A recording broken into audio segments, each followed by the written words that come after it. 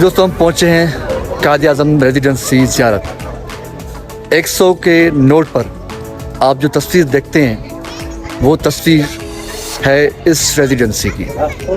ये वो रेजिडेंसी है, ये वो तारीख़ी मकाम है जहाँ पर बानी पाकिस्तान जनाब कायद-ए-आज़म मोहम्मद अली जिन्ना साहब, जिसका उर्फ़ आम नाम है कायद-ए-आज़म, असल नाम है मोहम्मद अली। तो जिन्ना साहब की ये आखिरी रहायशगाह जहाँ पर वो अपनी ज़िंदगी के आखिरी अय्याम गुजारे थे।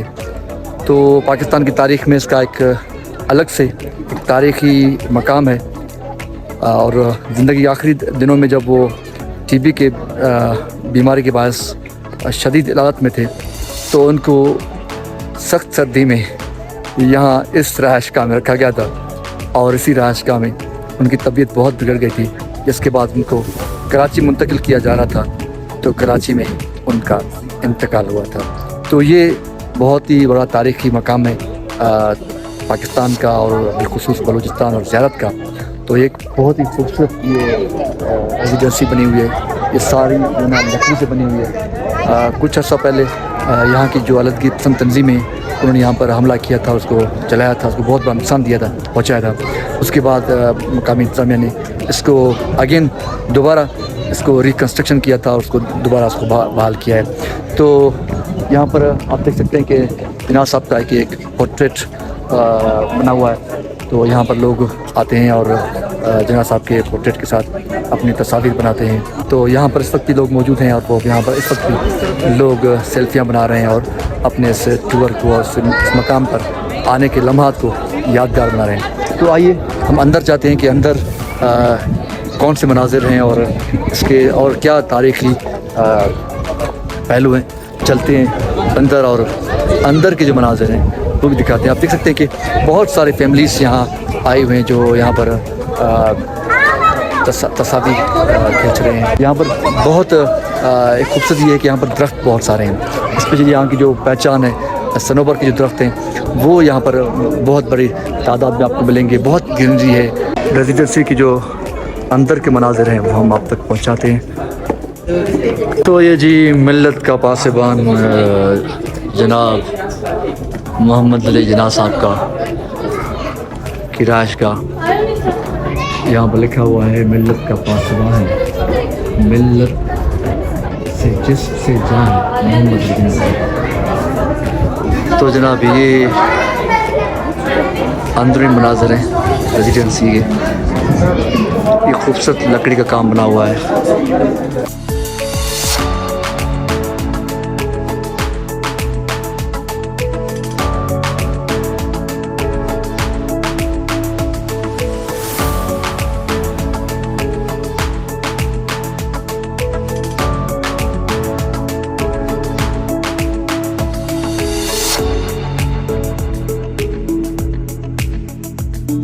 तो जी हम अंदर आ चुके हैं। ये अंदरूनी मनाजिर हैं। ये वो खाने का मेज़ जो जिन्ना साहब के इस्तेमाल में हुआ करता था। ये उसकी दफ्तरी कामों में जो इनके टेबल इस्तेमाल होते थे।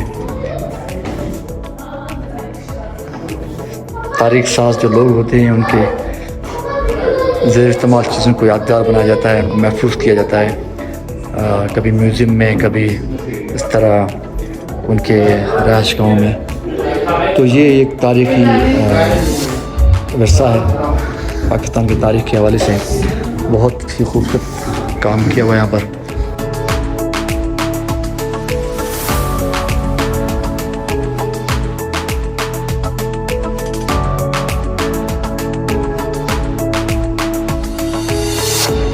डाइनिंग टेबल है जो जिन्ना साहब के ज़ेर इस्तेमाल में हुआ करता था। यहाँ पर कुछ पेंटिंग्स लगी हुई हैं तो वो भी हम आपको दिखा सकते हैं। ये मोर तस्वीर आप पेंटिंग आपको नज़र आएगी और मोर वैसे तो सिंध के कई वो परंदा है, लेकिन यहाँ इस वक्त आपको जिन्ना साहब के इस यादगार में तो आपको ये भी यहाँ नज़र आएगा। तो ये कुछ पेंटिंग्स हैं जिन्ना साहब की रेजिडेंसी में। और ये खाने का टेबल।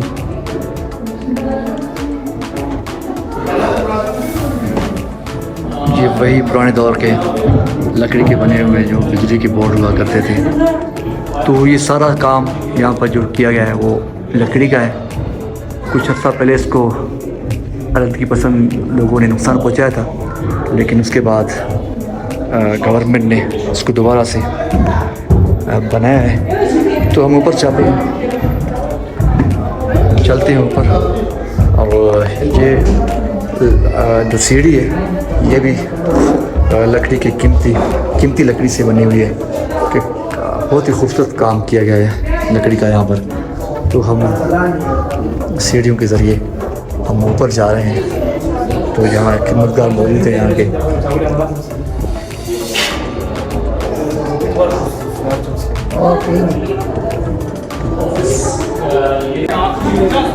तो जी ये अंदरूनी मनाजिर हैं जिन्ना साहब के रेजिडेंसी के।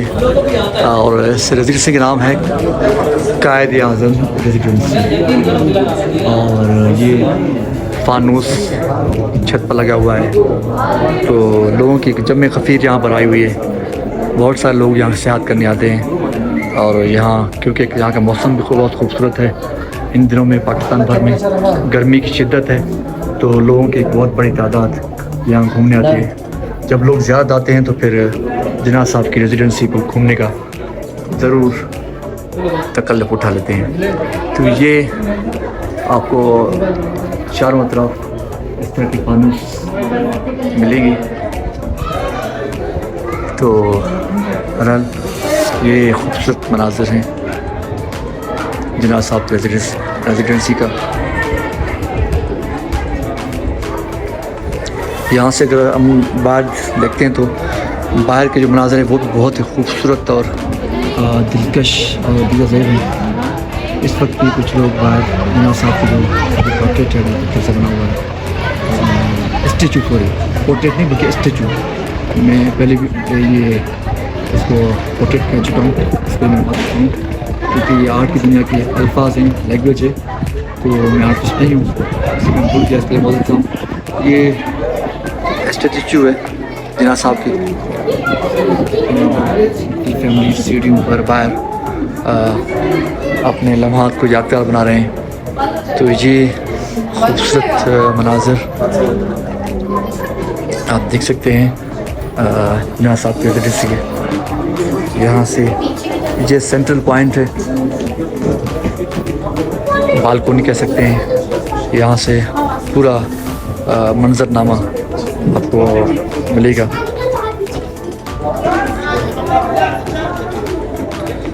इसका मतलब है कि जिन्ना साहब ने अपनी ज़िंदगी के आखिरी जो अयाम है वो बहुत ही शाहाना तरीके से गुजारे हैं यहाँ पर।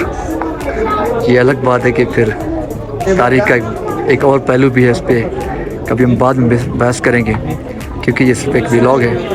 तो व्लॉग में हम सिर्फ अच्छी अच्छी बातें करेंगे जिससे लोग उसको एंजॉय कर सके।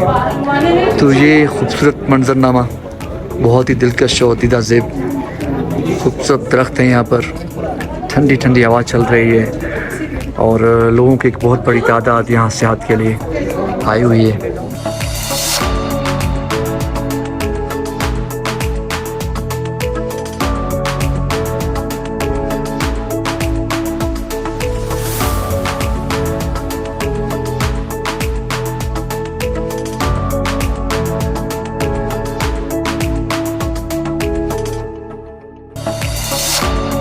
हम अभी जाएंगे जिन्ना साहब की जो का वो रूम जिसमें वो आराम किया करते थे, उनका बेडरूम। तो सर जी हम अंकल को रिक्वेस्ट करेंगे ताकि वो इसको खोलें ताकि हम इसका देखें। तो ये बेडरूम है जिन्ना साहब का जहाँ पर वो आराम किया करते थे।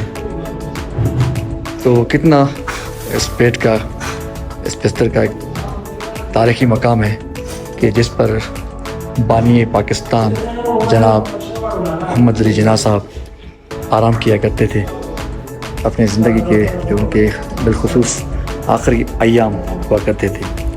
तो ये सिंगल बेड है और इसके साथ एक खूबसूरत पेंटिंग बनी हुई है।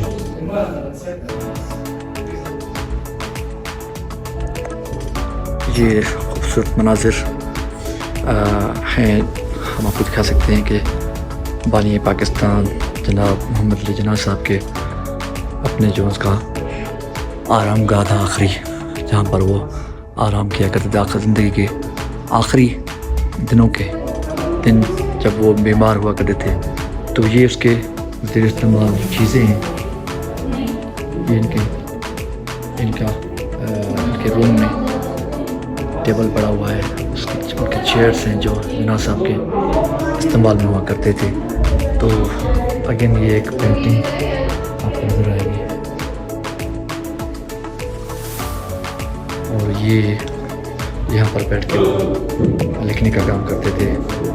एक डेस्क है, टेबल है लिखने का, और इस रूम से अंदर फिर एक दूसरा रूम है। आई थिंक ये भी इनका शायद डाइनिंग टेबल होगा। तो ये खूबसूरत बहुत ही ग्लास का काम हुआ है, लकड़ी का, बहुत ही खूबसूरत और बड़ी कारीगरी के साथ खूबसूरत एक फानुस लगा हुआ है।